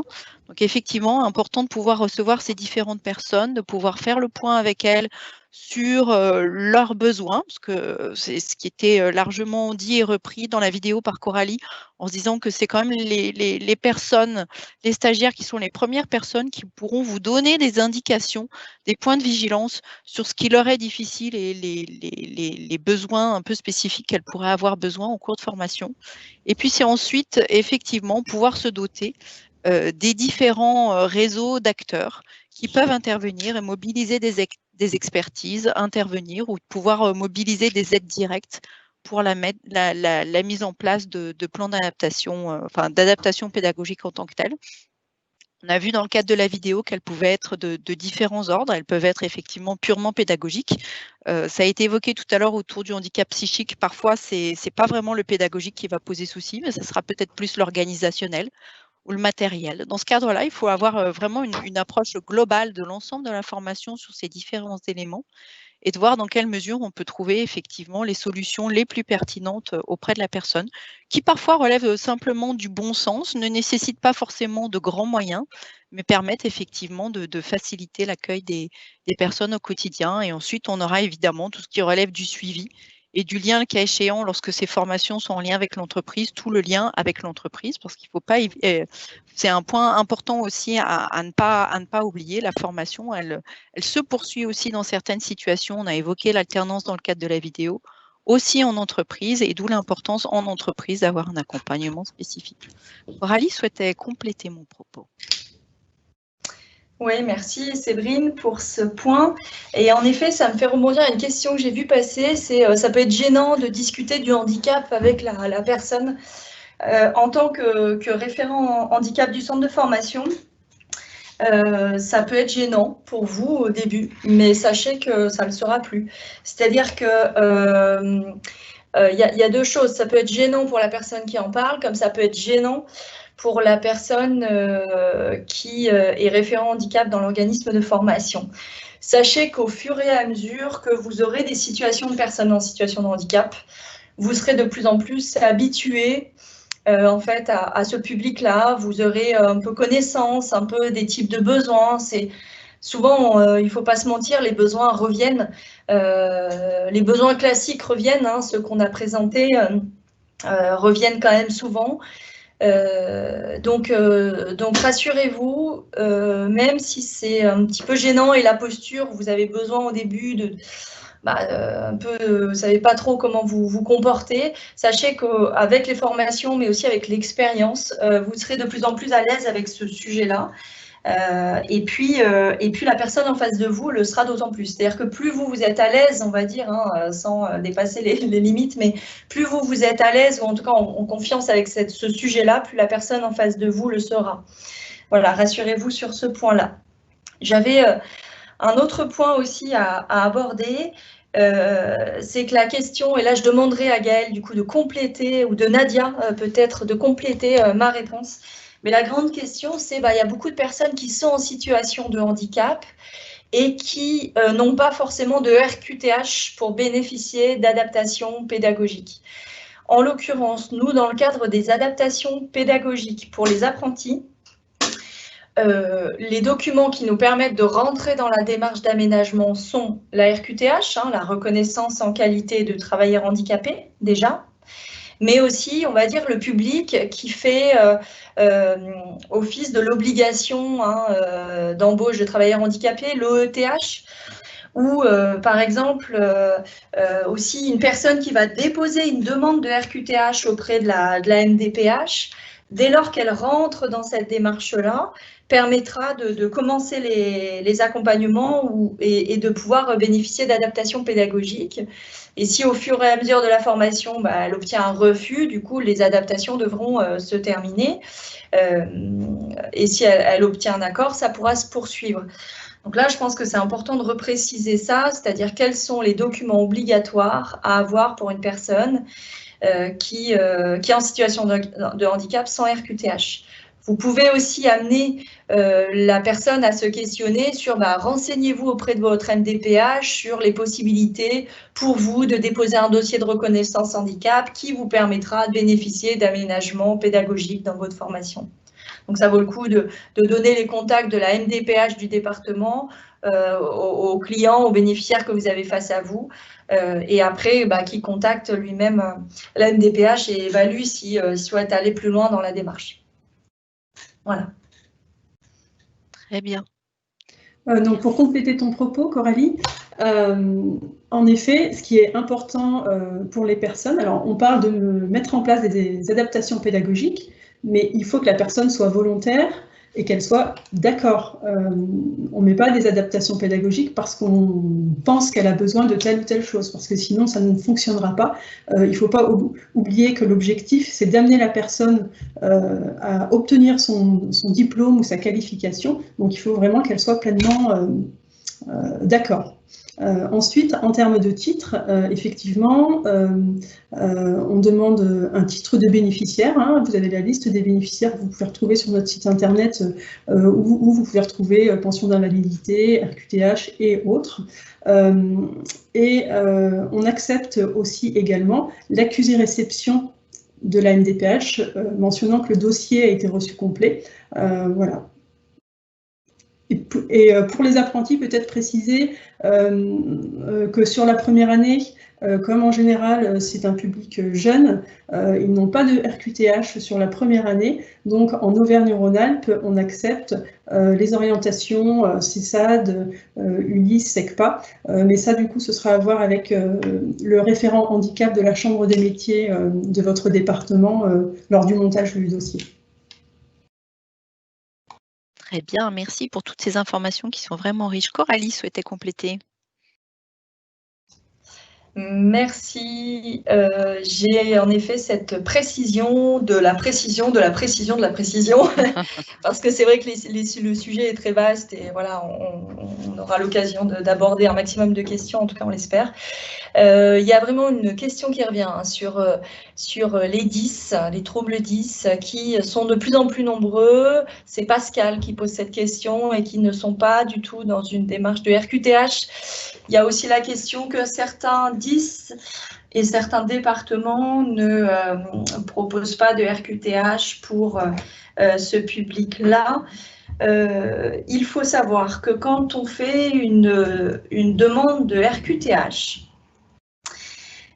il faut mettre le doigt sur les difficultés et le handicap qui est vécu en entreprise, c'est-à-dire en situation professionnelle. Parce que quand on parle de RQTH, on parle de reconnaissance en qualité de travailleur handicapé. Et cette notion-là de travailleur handicapé, elle est fondamentale. Donc quand vous déposez ou quand vous accompagnez ou vous amenez une personne à déposer un dossier de RQTH pour un jeune ou un adulte qui est en trouble 10, il faut bien préciser les difficultés que cela peut amener dans le cadre professionnel, ne serait-ce que même l'accès à l'emploi. C'est vrai qu'une personne qui va être fortement 10 peut avoir de la difficulté à faire une lettre de motivation, à rédiger un CV, quand on envoie un mail, on va avoir des difficultés, voilà, soit sur des fautes d'orthographe, sur des constructions. Et c'est vrai que ça peut être un frein à l'emploi. Il y a beaucoup d'étapes maintenant avant l'accès à l'emploi qui sont des étapes administratives. Les téléphones, les mails, les lettres de motivation, les questionnaires. Donc tout ça, c'est des choses sur lesquelles qui peuvent être un frein. Donc ça, il faut le noter. Après, les difficultés qui peuvent être en entreprise pour des personnes qui ont des troubles 10, ça peut être aussi, par exemple, pour un dyspraxique, ça peut être un dysphasique, ça peut être le problème de coordination entre les gestes. Donc, c'est quelqu'un qui peut paraître malhabile. Donc, en emploi, selon le type d'emploi, ça peut être invalidant. Ou des personnes qui par exemple, qui travaillent pas en comptabilité, mais dans la gestion des chiffres et qui derrière est dyscalculique, ça arrive, hein, je veux dire, de manipuler les chiffres et pour autant d'être dyscalculique, ça peut être un frein. Donc tout ça, il faut vraiment le préciser dans les dossiers que vous envoyez auprès de la MDPH. C'est le conseil que je peux vous apporter. Après, les médecins restent les seuls décisionnaires de la RQTH. Et puis, si vous jugez que la situation, elle est quand même de l'ordre de troubles 10 sévères, n'hésitez pas à faire un recours, apporter un maximum d'informations de terrain, des rapports d'employeurs, des retours de spécialistes, des bilans. Vraiment, plus vous allez apporter des informations concrètes avec des documents concrets, plus vous allez, on va dire, aider votre dossier à être admis en RQTH. Voilà ce que je voulais apporter. Merci Coralie. Ensuite, nous avons une question très pratico-pratique qui vient directement d'une formatrice qui est sur la question et avec Mélodie qui nous demande comment accompagner une personne en situation de handicap sur une formation déjà condensée en termes de contenu et qui a besoin de plus de temps pour son apprentissage en étant un seul formateur sur toute la formation. Quelle réponse pratique pourrions-nous apporter à Mélodie?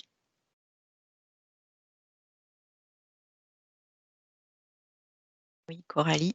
Oui, petite note, à ce moment-là, on est un seul formateur, on fait intervenir dans le cadre des adaptations pédagogiques un formateur externe, c'est-à-dire qu'on va faire une demande de financement pour un formateur externe qui puisse peut-être dédoubler, comme on parlait, certains cours, c'est-à-dire que certains cours où la personne a du mal à prendre des notes, à suivre parce que son niveau est trop différent ou trop inférieur avec ses collègues, peut-être il peut sortir de ce groupe-là et puis être suivi à côté de ça.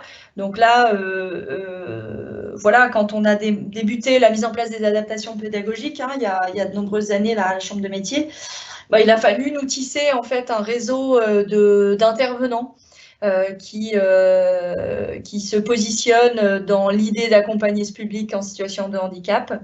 Et du coup, depuis de nombreuses années, on travaille avec souvent les mêmes intervenants parce qu'ils sont formés, parce qu'ils sont intéressés à cette démarche-là. Mais il a fallu se constituer un annuaire d'intervenants. En fait, ça dépend de votre formation.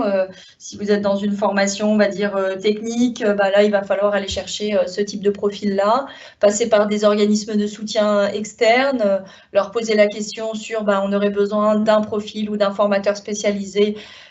Moi, c'est la question que je pose. Là, j'ai besoin tous les lundis après-midi, de 14 à 16 heures, d'un formateur spécialisé en sciences appliquées pour une formation en bac pro cuisine. Est-ce que vous auriez une personne qui ait un niveau bac et un profil un peu technique ou scientifique, et donc on débloque cette personne-là. Donc là, il faut aller chercher en externe, et là, c'est à vous aussi de créer votre annuaire de personnes intervenant dans votre établissement ou au domicile de la personne.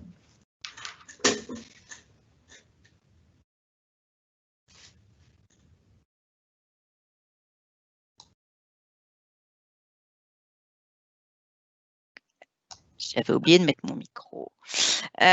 Juste pour vous signaler qu'il y a aussi des interventions intéressantes parmi les participants qui viennent aussi compléter les propos sur les différentes demandes. Et pour répondre à la question effectivement des différentes étapes, on nous signale qu'il y a effectivement un question-réponse et des points de vigilance qui ont été mis en place dans le cadre du CNFPT. Donc, effectivement, ressources plutôt liées à la fonction publique et territoriale. Allez voir, il y a visiblement un guide qui peut effectivement vous permettre d'avoir un peu des points de passage et des alertes un peu spécifiques. Donc, merci à Ariel, du coup, pour ce complément d'information. Ensuite, nous avons une question un peu technique sur les PAS, avec une question demandant si suite à une PAS, donc la prestation d'appui spécifique, les moyens techniques tels que les logiciels, les moyens logistiques, peuvent-ils rester dans le domaine du centre de formation en vue d'un futur stagiaire ou bien appartiennent-ils aux stagiaires? Peut-être Nadia ou Gaëlle pour la suite. Oui. Nadia? Oui. Alors, si j'ai bien compris la question, il y a dû y avoir la mise en place d'une PAS pour une personne dans un organisme de formation. Cette prestation, elle est individualisée, c'est-à-dire qu'elle a été mobilisée pour une personne en particulier. Suite à cette mobilisation, il y a dû y avoir des préconisations, par exemple du matériel acheté, ordinateur ou autre, pour une personne. Donc le matériel acheté pour cette personne, il s'agit de l'aide technique, c'est une aide à la personne, une aide à la compensation à la personne, c'est du matériel qui théoriquement appartient à la personne. Donc à la fin de la formation, il faudrait qu'elle reparte, peu importe, que ce soit une table réglable en hauteur, un siège ergo, peu importe, il faut que la personne reparte avec son matériel. Sachant qu'en plus, pour cette aide-là, on a dû lui demander des cofinancements tels que le cofinancement de la MDPH, par exemple. Donc voilà, pour justifier que c'est bien une aide à la personne et pas une aide à l'organisme de formation. Oui, si je puis me permettre, l'idée, c'est effectivement de sécuriser la personne dans l'ensemble de son parcours de formation et que son siège ergonomique, quand elle va passer d'un employeur à l'autre ou d'une situation de formation à l'autre, qu'elle puisse effectivement bénéficier le plus longtemps possible pour l'aider au quotidien dans sa formation. Oui, ou alors oui, qu'elle soit en formation à distance aussi. Elle peut récupérer son matériel, surtout dans le contexte sanitaire actuel, récupérer son matériel pour l'amener chez elle. Effectivement, ça fait partie des situations auxquelles on ne pense pas toujours, mais qui sont de plus en plus importantes. Ensuite, on avait une question sur le référent handicap. Question posée, un organisme de formation doit-il avoir un référent handicap pour chacun de ses sites ou un global pour l'ensemble de l'organisme? Gaëlle? Oui, en fait, ça va dépendre finalement de votre organisation, de si vous êtes petit organisme, gros organisme, plusieurs sites. Il n'y a pas d'obligation en tant que telle à démultiplier les référents. Après, c'est surtout une question d'efficacité au regard de votre organisation propre. Donc, il y a des organismes qui font des choix qui peuvent être différents. Il peut y avoir un seul référent, mais qui va peut-être avoir quand même un référent relais dans les différents sites parce que ça sera plus facile pour lui d'être réactif s'il y a une situation qui se présente. Mais voilà, c'est vraiment une réflexion propre à avoir en fonction de votre organisation et de la taille et des différents sites que vous pouvez avoir. Et je voulais en profiter, Séverine, si tu me permets, j'ai vu une question passer concernant l'accessibilité au fauteuil roulant et Calliope et la certification Calliope. Je te propose de la traiter dans la foulée aussi.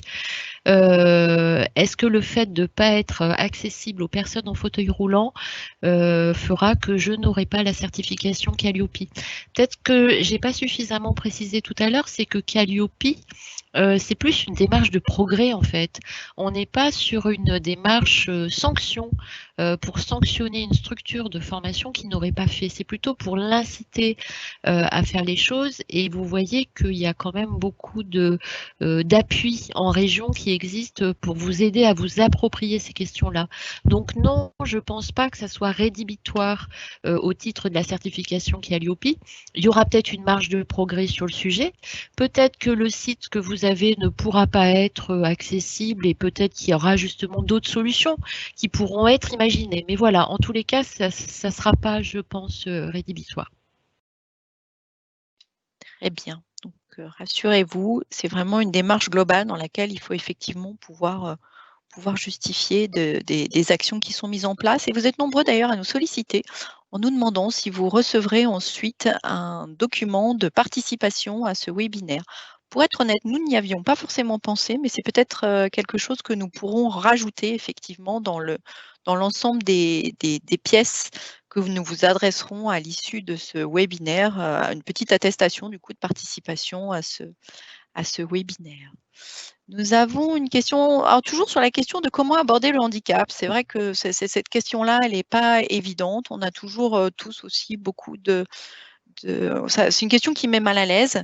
Et elle a été traitée en se disant comment la traiter en tant que référent handicap vis-à-vis du stagiaire en tant que tel. Mais là, on nous pose la question aussi qui est drôlement intéressante par rapport à la prise en compte du handicap dans l'ensemble du groupe, qui est de se dire comment communiquer au sein du groupe sur un parcours particulier d'un des stagiaires qui ne voudrait pas effectivement communiquer plus largement sur sa situation de handicap. Donc, concrètement, comment on gère au quotidien dans un groupe des parcours adaptés sans pouvoir forcément indiquer à l'ensemble du groupe, par respect pour la personne, la question de la situation de handicap.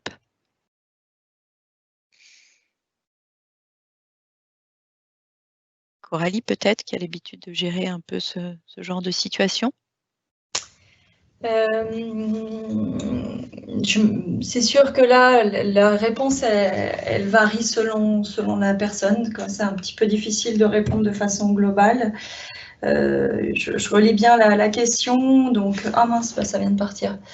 Ah oui, elle a été publiée du coup. Hop, je réitère ma question en termes de communication au reste du groupe par rapport au handicap. Comment dire au groupe qu'un des apprenants a un parcours particulier, surtout si cet apprenant ne veut pas que son handicap soit étalé au public. Alors évidemment, la RQTH est une donnée qui est confidentielle et qui n'a pas besoin d'être dit ni à personne, ni au centre de formation, ni à l'entreprise dans le cas d'un contrat d'apprentissage ou d'un contrat de professionnalisation. Il n'y a aucune obligation d'en informer. Après, bien entendu, que d'en parler aux bonnes personnes permet aussi d'établir une relation de confiance Et puis, de ne pas en faire quelque chose de tabou qu'on porte lourdement sur les épaules parce qu'on est un peu seul avec cette notion-là. Donc voilà, mais ça reste personnel. Comment mettre en place des aménagements sans forcément que le reste du groupe soit informé? Donc, on peut ne rien dire au groupe, hein, ça c'est évident. Si la personne ne veut surtout pas... Si la personne, l'apprenant, ne veut surtout pas en parler au reste du groupe, il faut réfléchir à des aménagements qui soient mis en place sur le temps personnel de la personne, c'est-à-dire pas forcément pendant les heures de cours, pas forcément pendant les temps d'échange. Donc, mais uniquement du coup sur le temps personnel. Donc ça peut être sur les jours de pause où là il y a du renfort à domicile. Là personne n'est au courant qu'il y a du renfort à domicile ou des accompagnements. Après, si la personne a besoin par exemple de sortir du groupe, et ben voilà, donc à voir avec le groupe, voir comment la personne se situe. Après, le fait que le formateur soit informé et que l'apprenant lève la main en disant voilà, est-ce que je peux m'absenter 1 minute? Le formateur est informé que c'est un besoin, donc il va dire oui, bien sûr, nous en avions parlé, vous pouvez sortir. Voilà, les autres du groupe sont pas forcément se disent pas tout de suite ah il est en situation de handicap, mais il a une situation perso à gérer importante où on lui a autorisé, ils en avaient parlé en amont. Donc voilà, l'idée c'est aussi comment le formateur rebondit sur les besoins de la personne. Voilà ce que je peux apporter comme réponse en espérant que ça peut donner des billes. Peut-être pour compléter, mais de manière un peu plus large, Coralie, ce qui peut être fait aussi comme action de sensibilisation au collectif, c'est justement utiliser ce dont parlait tout à l'heure Gaëlle Guéry, notre centre de ressources à la GFIP, où vous pouvez trouver des témoignages, des fiches ressources et autres, et qui peuvent être diffusés au début d'une formation avec l'intervention du référent handicap, en disant voilà, je suis référent handicap, si besoin, on est sensible au handicap, et puis diffuser une petite vidéo de manière informelle. Voilà, ça peut déjà permettre de communiquer sur le sujet sans stigmatiser une personne. C'est ça, effectivement, ça sollicite des interventions puisque nous avons Pascal qui rebondit à l'écrit sur vos différentes interventions. Et comme ça avait été annoncé, Gaëlle, dans le cadre de la présentation de la RHF, le fait de mettre en place des formations, des ateliers, des échanges pratiques en se disant que c'était quand même une thématique qui serait intéressante de pouvoir retravailler dans un autre cadre et à apporter effectivement parmi l'une des priorités et des difficultés que peuvent gérer les organismes de formation au quotidien sur l'ensemble de la démarche. Séverine, et ce que je voulais compléter, en fait, c'est que vous voyez sur un certain nombre de points que vous avez évoqués, on voit bien qu'on va être dans de la co-construction. Parce que nous, on est certes sur le sujet du handicap, c'est notre profession, mais on ne connaît pas tout non plus. Et les expériences en fait de chacun, vos expériences au quotidien, elles vont être aussi très riches et très utiles pour tous. Donc sur le sujet de la communication, effectivement, ça mérite un atelier, une séquence particulière sur le sujet et sur des choses qu'on pourra programmer à l'avenir. Très bien. Alors, je vois que le temps tourne, donc nous allons bientôt arriver à l'issue de notre échange. Je vous propose de prendre encore 1 ou 2 petites questions et puis nous clôturerons ensuite l'ensemble de ces échanges, sachant que pas de panique pour les personnes dont nous n'aurions pas pu répondre aux questions. Il y a toujours effectivement notre session du 8 octobre qui permettra effectivement de prendre plus le temps pour être dans des échanges vraiment de vive voix sur l'ensemble de vos questions et situations peut-être un peu pratiques et de réflexions justement communes et de bonnes pratiques qui pourront être partagées dans ce cadre-là. Donc, notez-le bien dans vos agendas, vos tablettes, ça sera pour le 8 octobre. Donc, petite question, la démarche RQTH peut-elle se faire alors que l'apprenant est un étudiant? Et avec la petite précision de dire cette reconnaissance est nécessaire et peut être aussi un plus et importante dans le cadre de ces stages.